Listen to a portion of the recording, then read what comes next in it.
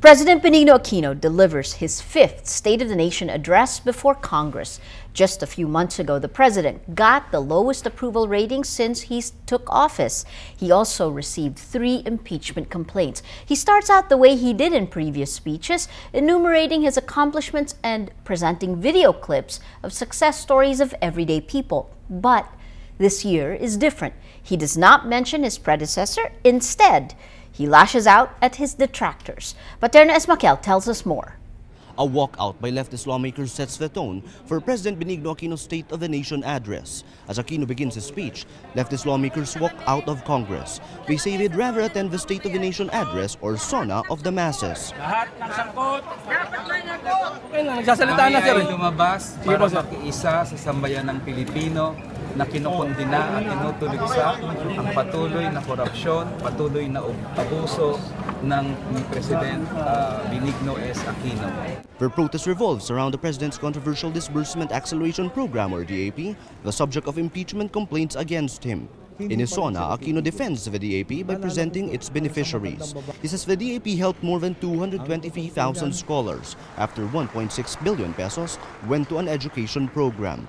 Aquino slams critics who do nothing but oppose his reforms. Ang totoo po, hindi naman ako ang kinokontra ng mga ito, kundi ang taong bayang nakikinabang sa tuwid na daan. Kontra sila sa napakaraming estudyanteng hindi na kailangang magsiksikan sa mga classroom.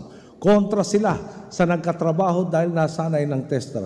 Kontra sa mga maagang naililikas sa panahon ng bagyo dahil sa pinahusay na pag-asa. Kontra sa mga informal settler na nailayo sa panganib dahil sa programang pabahay. Kontra sa mga maralitang libre ng nakakapagpagamot sa pampublikong ospital. Kontra sa mga sundalong may modernong kagamitan kaya mas may kumpiyansa ng ipagtanggol ang bansa. Kontra sa mga moro at katutubong abot tanaw na ang kapayapaan. Mga boss, kontra po sila sa inyo. As in previous speeches, he also revives the memory of his parents, martyred Senator Benigno Aquino Jr. and democracy icon Corazon Aquino. Mga boss, binigyan ninyo ako ng pagkakataong pamunuan ang transformasyon.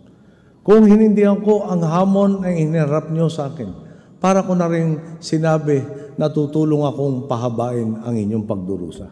At hindi matim ng konsensya ko yun.